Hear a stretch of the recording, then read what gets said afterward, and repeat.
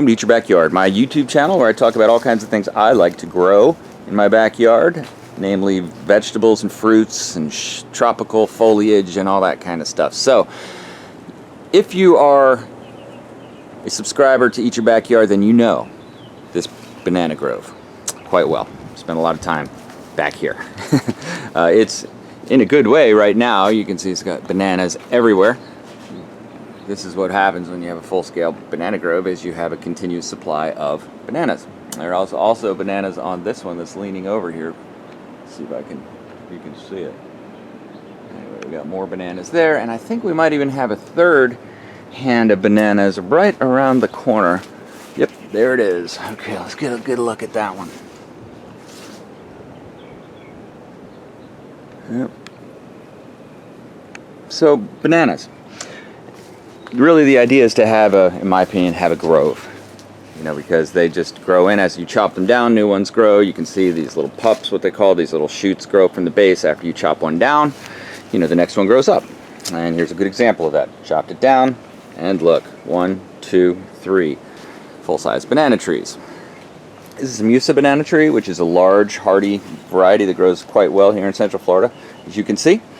One of the interesting things that I made a video about this not that long ago, but this banana tree threw out a sprout that actually lifted both of these cinder blocks up sideways and grew under it and lifted them both up like this. So I had to rebuild the wall just to expand it out a little bit. This is kind of a, you know, hokey wall here, just built with old kind of stuff I didn't want to throw away after removing walls and things. But what I did was I just decided it's in a good spot, so why not let it grow? Why try to transplant it when it's already doing very well, and I know that it will produce a lot of fruit.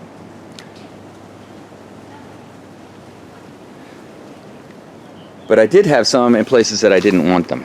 I had a banana tree over here, which is not optimal because this is a 220 volt power line. That's my cable line below, and so it was under it. So I moved it. And I also had some Cavendish bananas over in this bed that I've had for a while, and it was shading out this area. You can see the grass is kind of dead, but it was kind of blocking that irrigation there. And although it looked cool, and I did get a couple nice harvests of bananas off of it, it wasn't a great location. So I took out the bananas that were there, and I left a couple of the pups that were growing. You see this one and this one, because I'm going to let them get healthy, form some leaves, grow some roots, and then I'll transplant them as well. But you know, we don't want to rush in. But I moved all of that over to a barren side of my yard, which is right here. And I think I am on to the beginnings of a very tropical corner experience. Now, this corner had almost, with the exception of two things, this Dracaena corn, what they call corn plant, and this beaten up old ratty hibiscus, everything else along here is transplanted from other places in my yard. And that's Cavendish bananas all the way through here.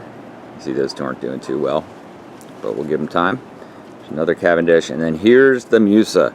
Here's the big banana tree that I've planted there. Now, one of the things when you transplant something that big, you know, whether it's going to survive, to me is always kind of iffy, but I tried to keep the roots intact as much as possible. Built up a berm around the outside, and then I would just 4 or 5 times fill it to the water to the top of the berm, let the water soak in down on the roots so I know it's getting watered. It's, you know, main thing when you're transplanting with cuttings is keep it watered. Yeah, so I had recently, well, within the last year, transplanted this ginger here.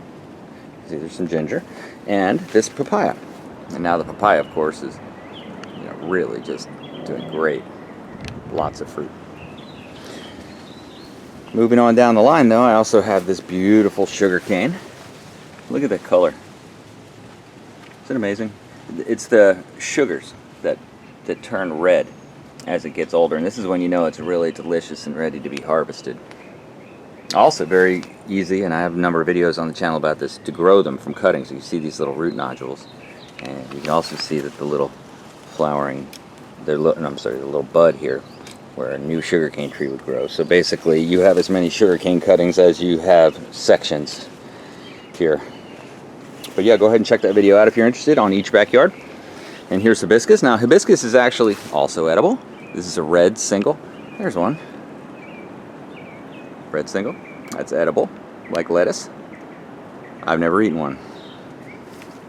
And of course, I was corrected recently, not yucca, but yucca with a long U, sorry.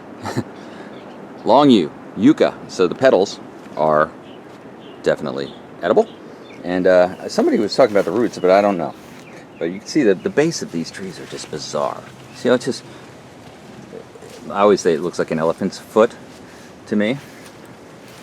But it's very interesting. And now I started to plant some other just foliage, some Schefflera and some Dracaena, variegated Dracaena, more Schefflera, multicolored Dracaena. I got a frangipani of a particularly beautiful variety right there. Typically, I try to restrain myself in creating a frangipani forest. Plumeria is what a lot of people call them, plumeria. And a little bit more, standard foliage. Oh, there's more pumpkins. I threw pumpkin seeds around and they just grew everywhere they fell.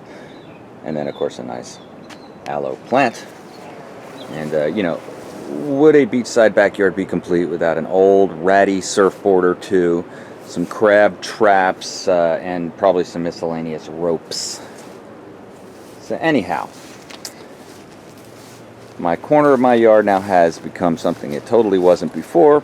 Now, this is the interesting thing about where I'm in Florida is that it does still get cold occasionally, and when that happens, real cold sensitive plants obviously die, but bananas are an example of that. They will die if they get a freeze down to the ground.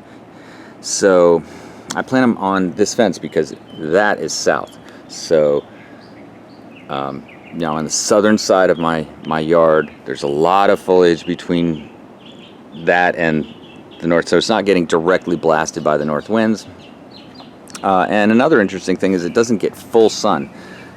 Which I think the bananas kind of like when they're young. It's not to get maybe too much full sun and then blast off, but that could just be my own crazy theory. So thanks for watching Eat Your Backyard. If you like videos like this, I make them all the time. Just go ahead and subscribe and join the over 20,000 subscribers to the Eat Your Backyard experience. And you'll be alerted when you subscribe to new videos. The other thing is, if you like this video, go ahead and give it a thumbs up. Always appreciate that. And thank you for watching Eat Your Backyard.